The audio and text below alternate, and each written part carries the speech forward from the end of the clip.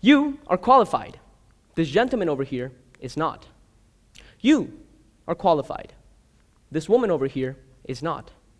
In fact, you're all qualified because you went to school. When we look at schools, we picture an idealistic location designed for educating young minds to be proficient learners in the future.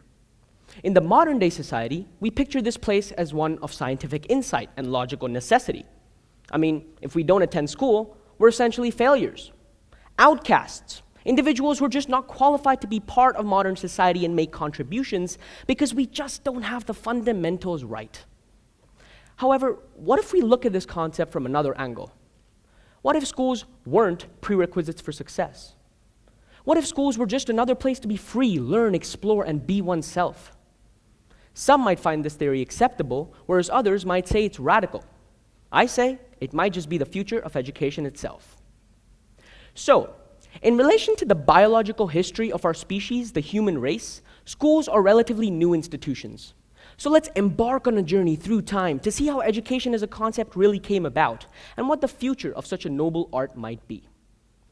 Now, in order to begin heading down this path, we need to reaffirm the fact that education is just the facilitation of the acquisition of knowledge in any way possible.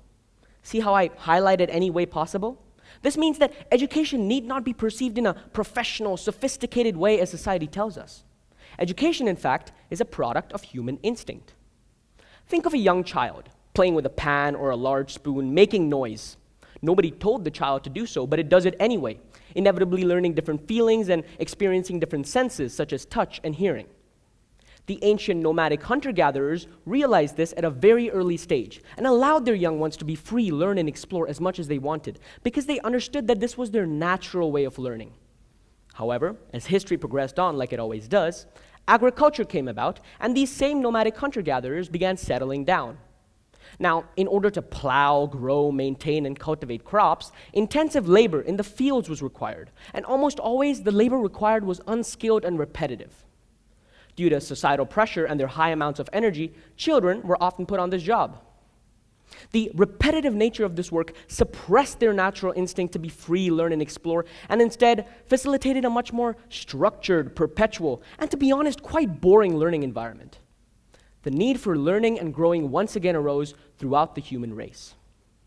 Sadly, though, this need for learning and growing only arose in the minds of the young children who couldn't pursue their own interests and were subjected to helping and supporting their families in the fields 24/7. I'll tell you how we know this. So let's fast forward to the 19th century, because let's face it, talking about everything in the middle is just going to make this talk be 15 hours instead of 15 minutes, and nobody wants that. So, the 19th century was when institutionalized schooling was first becoming prevalent in society. The same idea of all work and no play still persisted, and hence, employers began seeing schools as a way to generate good workers. Think about it, it has the perfect qualities. You have to be punctual, you have to be obedient, and you have to do long hours of tedious work without breaks. Soon after, as countries gelled together and became more centralized, national leaders saw schools as a way to instill patriotism and national pride. And I'm pretty sure you guys know the pattern. The same idea of all work and no play still persisting caused the minds of the young children to venture in the direction the adults wanted their minds to venture in. So, in conclusion, and in essence to the point stated before, education across history has been viewed as an inculcation of truths. Essentially, knowledge that is forced down the throats of young children who may be wanting to shape their futures differently. Everyone involved in the funding and establishment of formal educational institutions, of course, had their own idea of education. Nobody, and I mean nobody, except for a few social reformers, believed that the children left to their own devices, even in a rich setting for learning, would learn exactly the same lessons that the adults deemed to be so important. And so, education evolved to what we know it as today. Though the conditions and circumstances might be different, the same pattern has persisted throughout history that has dictated the way that education has been imparted to students all around the world. And that pattern is that education changed based on circumstance. When children were left to their own devices, they worked. However, when national leaders saw ways to instill patriotism and national pride, they had to be subjected to it. Now, some of you guys might be wondering that why am I telling you all this? Well, the point is that the same idea has even transcended into modern society. In order to do well in life, you need good grades in school so that you can go to a good university from where you can find a good job and live an idealistic life in a cough, cough, utopian society. So yeah, why am I telling you all this? What is the point of giving you guys this huge history lesson about education, hunter-gatherers, and children playing with pans? Well, the point is that we are at the same stage of history that all of our predecessors have been for the past thousands of years. We're at the stage where traditional education has been going on for more than 200 years, and society seeks change. In order to make the future of education as bright and hopeful as possible, it is important to consider our past mistakes, evaluate our current situation, and look to our future assets to make the future of education as desirable as our future generations would want it to be. All right, so now that we have a historical context about education as well as some general knowledge about education in general, it is time to dive into the future segment of this TED Talk. So, before we get started, I have to say that we have a wonderful and holistic system of education for our reference point, the IB system. Now, though it may have its flaws, for the most part, it employs an amazing platform for students to learn in and become competent adults. Besides, talking about the problems in the IB is a topic for a whole other TED Talk, and I'm pretty sure the IB students in the audience know what I'm talking about. Anyways, so for the sake of this TED Talk, I've decided to compile a list of 7 problems and solutions that have to be tackled for education to get any better. I call these the 7 steps to future success, primarily because I didn't have any better suggestions and I had to go with something in the first place. Anyways, so here goes. The first thing that would have to change for education to get any better is the freedom to attain education in the first place. It has been known for a while now that in certain developing countries around the world, education is only provided to men and the women are often sidelined. In certain countries such as Afghanistan, Pakistan, and even my own home, India, there are differing educational literacy rates between men and women of up to 10%. That is simply unacceptable. Another example of a radical approach taken to deprive women of education is through the case of Malala Yousafzai. She took a bullet to the head by the Taliban, one of the most feared terrorist organizations in the world, just to be able to study and be an independent woman. This needs to stop. This primitive idea of depriving women of education needs to stop, and the only way for it to be practically possible in the near future is through the emergence of more social reformers, activists, and campaigns around the world. All right, so I got a little bit carried over by that because I was a little bit passionate. So let's get into the nitty-gritties of this, shall we? So the second thing that would have to change for the future of education, for it not to be this boring thing that every child needs to deal with for 18 years of their life, is the offering of personalized learning. So, story time. I've had the privilege of being part of 2 different educational systems across my schooling career, one of them being rather strict and one of them being rather liberal. And over the 13 years of my life that I spent in the Indian educational system, I can tell each and every single one of you guys in the audience, it was not fun. I was competing with students both above and below my academic level, and the education being imparted to us was the exact same. It was when I came to the IB for the first time that I realized that personal goals meant something. It was okay to go from a 4 to a 5 and gradually to a 7 without stressing yourself out about marks all the time. That is entirely the concept of personalized learning, as it allows the student to learn at their own average pace. Above average students will be challenged with harder questions and vice versa. Moreover, completing the different intricate individual tasks will reinforce a positive learning experience, which may even stop students losing confidence in their academic abilities, like a lot of them do around the world today. That consequently brings me to my third point, which is free choice. Now, just like personalized learning, I believe that the path to achieving your goals are just as important as meeting them. And here's a fun fact. Everyone learns differently.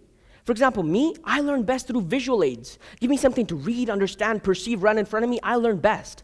But that might not be the case for everyone. I have friends that learn best through audio cues. Give them a book to read, they can't understand a thing. Give them an audiobook, they can understand it tenfold, and it can explain it to you in ways you can't imagine. That is exactly the concept of free choice.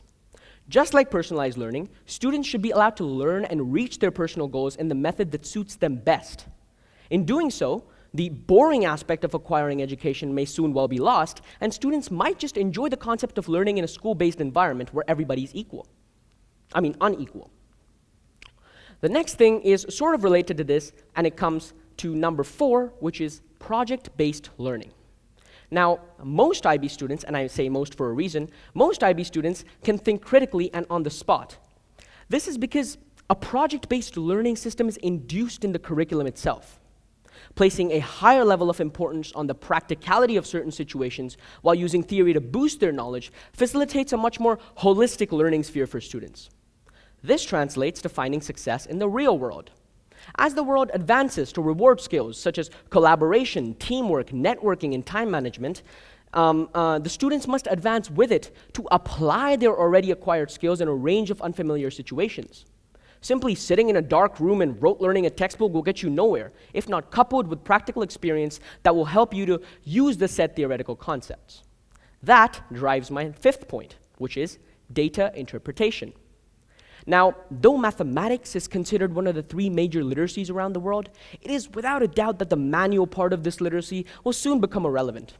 This is because computers will soon take care of every statistical data and predict future trends because, let's face it, we engineered them to be that way, and they do a good job of it. Hence, the human interpretation of this data will become a fundamental new aspect of this literacy.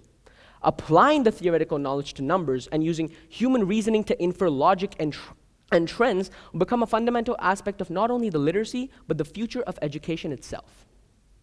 That consequently brings me to my 6th point, which I'm pretty sure is near and dear to some of you guys' hearts, because this thing is a change in the concept of examinations themselves. Now, many argue that exams are now designed in such a way that students cram the materials before the day of the exam and forget the next day.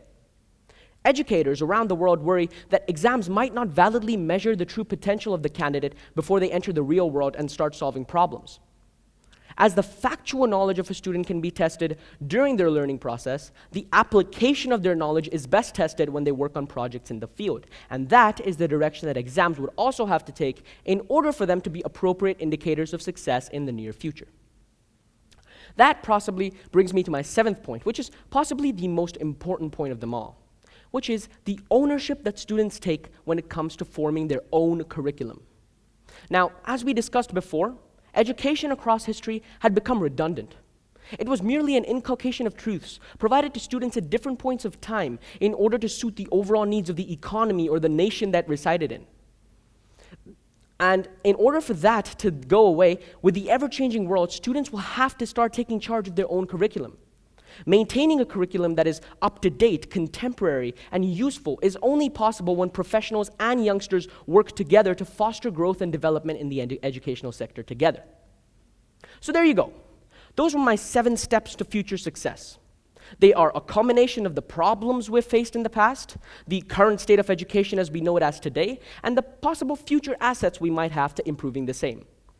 By at least following some of the steps mentioned before, we will not only improve the state of the current day education, but also rectify some of the long-standing mistakes that our predecessors have made that have brought us over to this point. As Nelson Mandela once said, education is the most powerful weapon which can be used to change the world. The only question is it truly possible to harness the massive potential of this weapon? Food for thought. Thank you.